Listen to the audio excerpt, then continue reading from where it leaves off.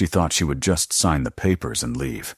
But on the island left to her by her late husband's grandfather, she found letters and understood why he had never sold the land to anyone. Subscribe and write in the comments which city you are watching from. The rain had been falling all morning, washing the dust from the city and tracing faint silver lines down the window of the small apartment where Mara sat with a cup of weak coffee in her hands. The walls were pale and bare, except for a single framed photograph. Her late husband holding their son, Liam, when he was still small enough to fit in his arms. 2 years had passed since that day, yet the silence inside the apartment still carried the weight of his absence. The television was on, but muted, its light flickering across the floor. Liam sat on the couch, building something out of old toy blocks, humming softly under his breath. Mara had stopped planning her life in long sentences. Days now existed as small, manageable fragments, a grocery list, an unfinished report for the accounting firm where she worked part-time, a reminder to pay rent. The world beyond her tiny routine had become irrelevant. She spoke to no one except her clients and her son. Grief had flattened everything. It was not a loud sorrow anymore, but a dull, persistent ache, like a wound that had learned to live inside her. That morning, as she sorted through the usual pile of bills and advertisements, a heavy envelope caught her eye. It was cream-colored, with her name written neatly in ink. A faint scent of paper and dust lingered on it. Inside was an official letter from a law firm in Ulu, one she did not recognize. The words were formal and strangely distant. "We are writing to inform you of an inheritance pertaining to the estate of Mr. Severin, deceased, formerly of Lake Rautasjärvi. The property in question consists of an island parcel and its remaining structures. You have been identified as the next of kin through your late husband." For a long moment, Mara only stared at the page. Severin. The name stirred something, a half-buried memory from stories her husband never wanted to tell. His grandfather, she remembered vaguely, a man who had once owned shipyards, who had lived somewhere in the north and died alone. Her husband had spoken of him only once, and even then with a kind of bitterness. He built boats for everyone, but never a home for himself. Liam looked up from the floor, curiosity brightening his face. "What is it, Mom?" "An island," she said, almost laughing at the absurdity. "Apparently your great-grandfather's." He blinked, his eyes wide. "An island? Like a real one? With trees and everything?" "Yes. Probably just rocks and moss." But that night, when she tucked him into bed, Liam kept asking questions. What it looked like, whether there were animals, if they could go there. His voice was so alive, so full of wonder, that Mara couldn't bring herself to crush it. The next morning, she called the law office. The lawyer explained that the property could not be transferred or sold without a personal inspection from the heir. The island had been left untouched for years, the taxes already covered by a small remaining account. By the end of the call, she had made a decision she didn't fully understand. Maybe it was the fatigue of the city, the endless sameness of her days, or simply the way Liam's eyes had lit up when he'd heard the word island. She would take a few days off work, call it a trip to settle paperwork. They would see what was left of Severin's world. The road north seemed endless. They drove for hours through stretches of pine forest and empty fields. The sky grew wider, the air colder and cleaner. Liam counted the lakes that appeared between the trees. Mara just drove, her hand steady on the wheel, the hum of the old car filling the silence between them. With each passing kilometer, she felt the city slipping away, its noise, its concrete, its weight.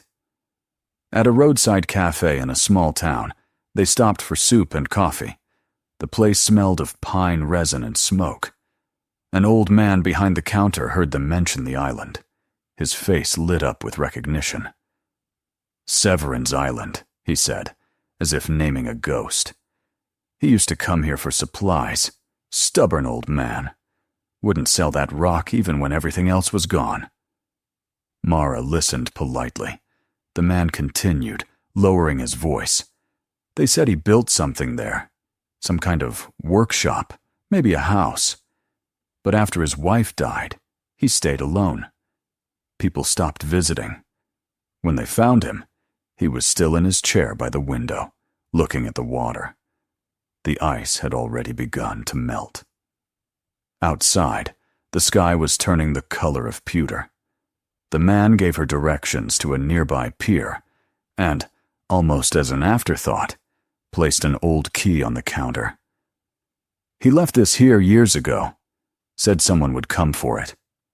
The lake appeared suddenly at the end of a gravel road, vast and dark, its surface rippled by wind. The island lay in the middle like a shadow. The pier creaked under their steps, and the air smelled of wet wood and metal. There was no sound except the faint splash of waves. Mara's hands trembled as she turned the key in the rusted lock of a small rowboat tied to the dock. It opened easily, as if waiting for her. They rowed in silence, the oars dipping rhythmically into the water. The distance was not far, yet the crossing felt longer than it should have. The world grew smaller. Just the boat, the lake, and the thin horizon. When they reached the shore, the ground was soft with moss, and birch leaves glistened with rain. The house stood near the center of the island, leaning slightly to one side. The roof sagged under the weight of years, and the porch was half swallowed by weeds. Still, there was a strange dignity to it, as if it refused to fall apart. Mara pushed open the door. The hinges groaned, and a rush of cold air met them. Inside, everything was coated in dust, yet it was clear that someone had once lived there carefully. A kettle still hung near the stove. A lantern stood on the table. Liam ran from room to room, his voice echoing off the empty walls. "Mom, look! There's an attic!" She followed him up the narrow stairs. In the dim light that filtered through a broken window, she saw old trunks, fishing nets, and a stack of weather-stained photographs. One of them showed a man, tall, broad-shouldered, with a beard, standing beside a small boy. The resemblance between the boy and her late husband was so strong that Mara felt her chest tighten. She touched the edge of the picture. "That must be him," she whispered. They spent their first night there, wrapped in sleeping bags on the floor. The wind sighed through the cracks, and the boards creaked as if the house was breathing.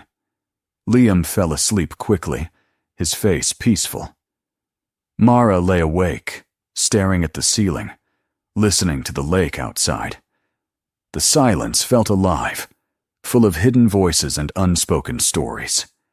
When dawn came, the air smelled of pine and cold water. She stepped outside and watched the mist drift between the trees. For the first time in years, she felt something she couldn't name. Not joy, not peace, but the faint stir of possibility. The island was broken, forgotten, yet it waited, as if it had been holding its breath for someone to return. She turned toward the house, where a thin trail of smoke from their small fire rose into the gray sky, and thought, almost involuntarily, maybe this is where it begins again. And as Liam came running down the steps, barefoot and laughing, she realized she didn't want to leave just yet. The city, the bills, the grief, all of it could wait. The island had called them here for a reason. They would stay a little longer. Just long enough to see what Severin had left behind. Morning on the island came quietly, wrapped in the scent of wet pine and the faraway cries of birds. Mara woke to the sound of Liam's footsteps on the porch, his voice humming with that kind of light curiosity that children have when the world is still new. The fire they had made the night before was little more than ashes, and the air in the house was cold enough that her breath came out in small clouds. She rose, wrapped her shawl tighter, and stepped outside. The mist was lifting off the lake, revealing water smooth as glass, broken only by the drifting of fallen leaves. Liam was crouched by the edge of the water, poking a stick at the reeds. "Mom, there's frogs! And look, a fish! I think it's alive!" His words came out in quick bursts, as though the island itself had woken something wild inside him. She smiled faintly, though the ache in her back reminded her that she was no longer a girl who could sleep on bare floors. The world here was different. Slower, older. Every sound carried a weight that was missing in the city. The creak of the trees, the whisper of wind through the branches, the steady rhythm of the lake breathing against the shore. By noon, she had decided to stay a few days longer. There was no reason to hurry back.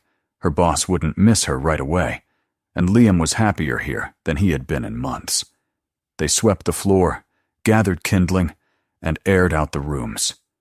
In one of the cupboards, she found jars filled with nails and screws, rolls of twine, and a rusted hammer that fit her hand surprisingly well. Whoever Severin had been, he had left traces of a life built by touch things that required time and patience. At first, the silence unsettled her.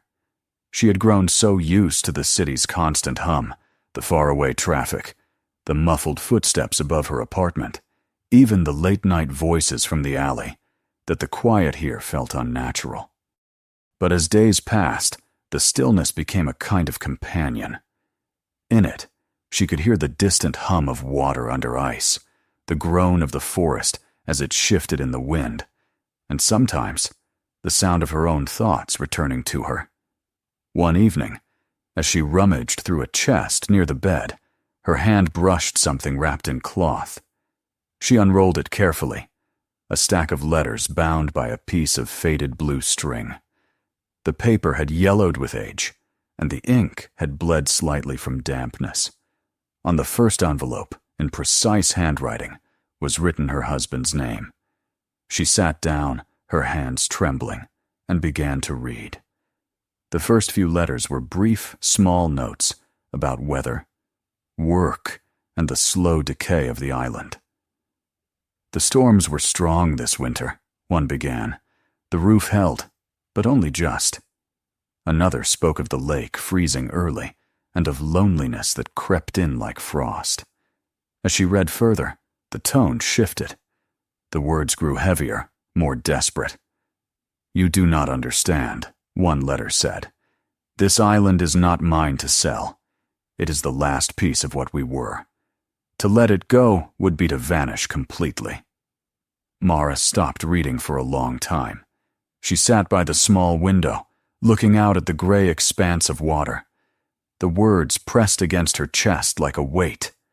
All her life, she had thought her husband's family had turned away from one another, out of pride or bitterness. But now she saw something else. Fear. Severin had not been protecting land. He had been protecting memory. That night, she couldn't sleep. She listened to the lake brushing against the rocks and thought of Severin sitting alone here, writing letters that never reached his grandson. What kind of love or guilt makes a man stay behind on a crumbling island rather than face the world? And what had her husband inherited from that silence? A fear of belonging, perhaps, or the inability to build something lasting? When dawn came, she took Liam down to the old boathouse.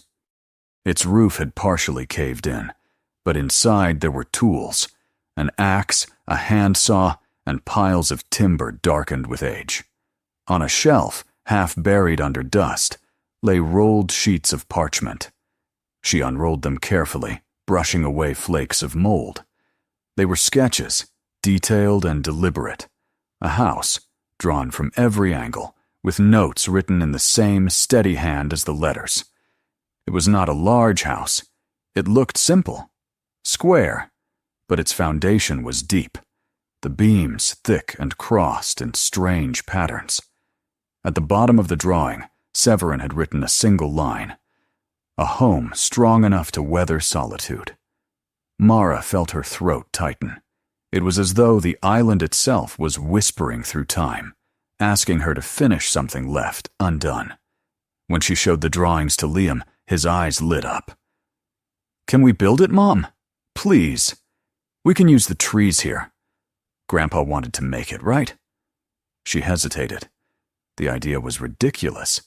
She had never built anything larger than a bookshelf. But something inside her, something that had been dormant for too long, stirred. Maybe it wasn't about finishing the house at all.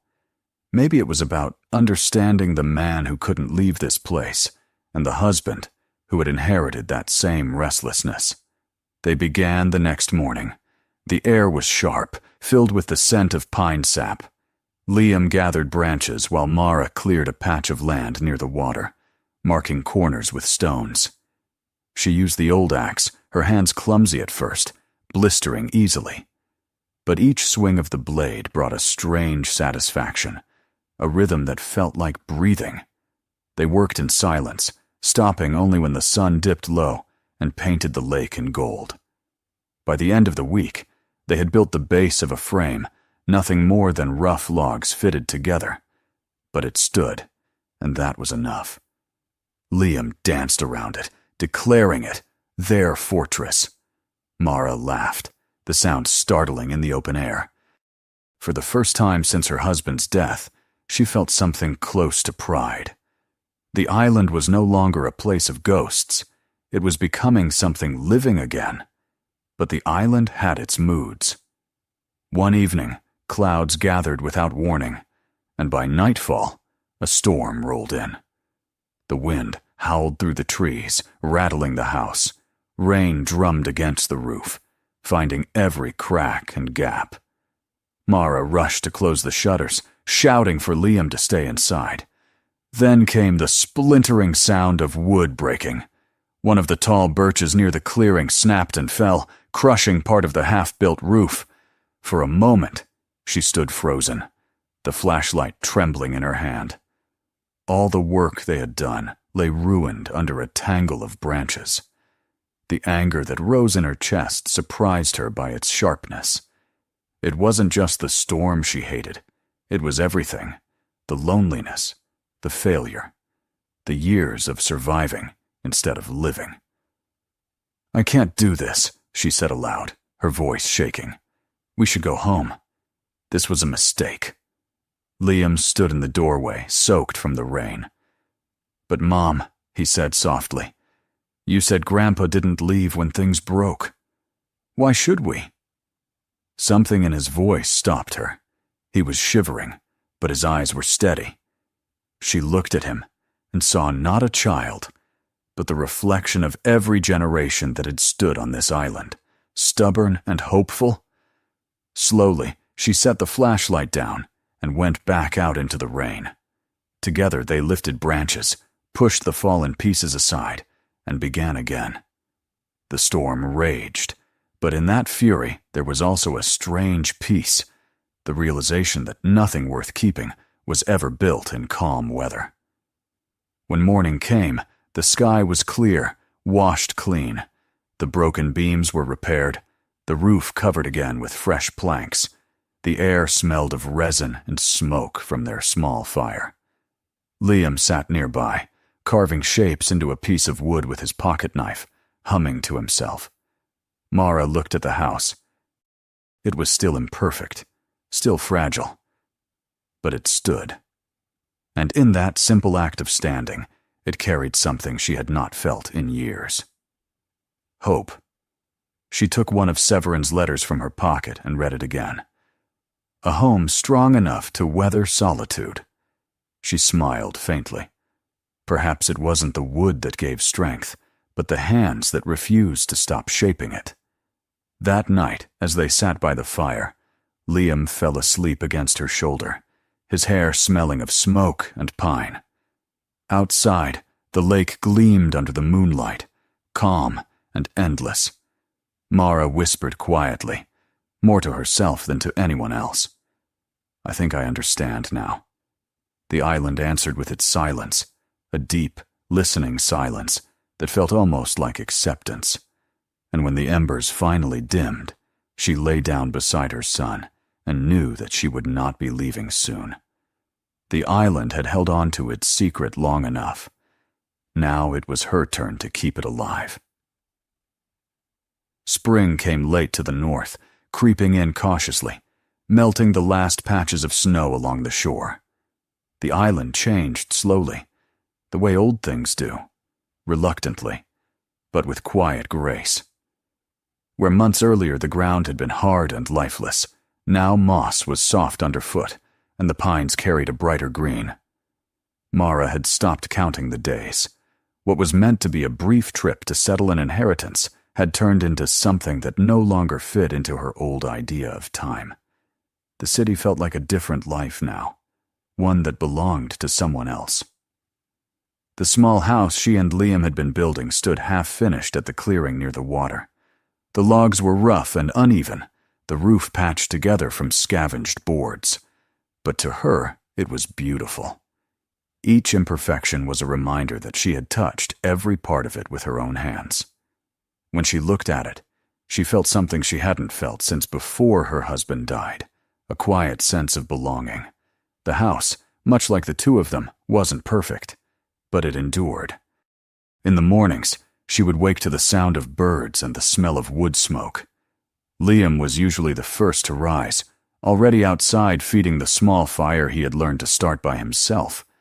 He was growing stronger. The shy boy who had once hidden behind her now moved with purpose. He gathered branches, carried tools, and even began carving small pieces of driftwood into the shapes of boats. When he talked about school, he no longer spoke with dread, but with a kind of distant curiosity, as though it belonged to a world too far away to matter. Mara spent her days repairing the walls, sewing curtains from old sheets she had brought, and reading through Severin's letters again. They had become part of her daily rhythm, like prayer.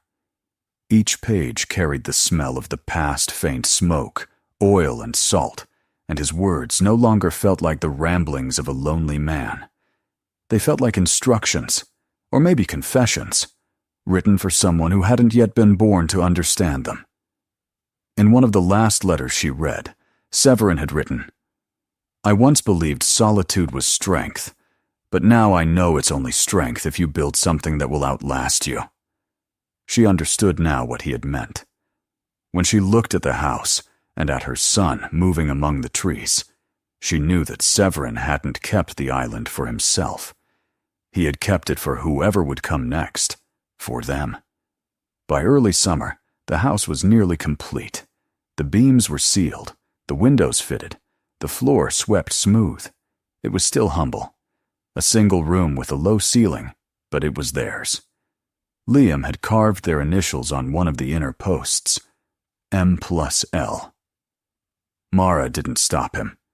She liked the idea that the wood would carry their names long after they were gone. The days grew longer. The light stayed on the lake until nearly midnight, and the water reflected the colors of copper and glass. They fished in the evenings, though neither of them had much skill. Liam once caught a tiny perch and was so proud that they cooked it over the fire and shared it between them, laughing at how little there was to eat. It wasn't about the food. It was the joy of being enough for each other. Then, one afternoon, while Mara was stacking firewood, she heard the distant buzz of an engine. It was a sound she hadn't heard in months, a motorboat, growing louder as it cut through the water. She shaded her eyes and watched as a sleek white vessel approached the island. It stopped just offshore, and a man in a gray jacket climbed onto the rocks, carrying a leather briefcase. He called out politely before stepping closer. "Mrs. Mara, is it? I hope I'm not intruding." She recognized his type, instantly clean shoes, expensive watch, the scent of polished ambition, the kind of man who belonged to the world she had left behind. He introduced himself as Mr. Hart, a representative of a development company that had been acquiring land around the lake. He spoke smoothly, like someone used to closing deals. "We've been trying to reach your family for years.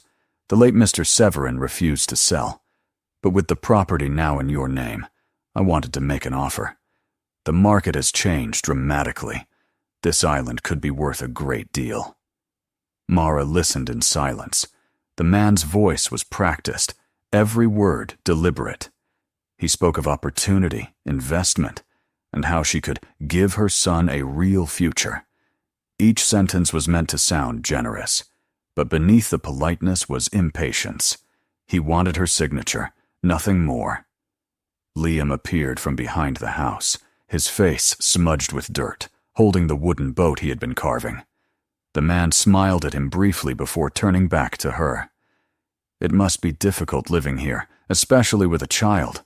Think of what you could do with the money. A home in the city, a proper school, security. I can arrange everything before winter." She studied his face for a long time. There was a time when she might have said yes without hesitation.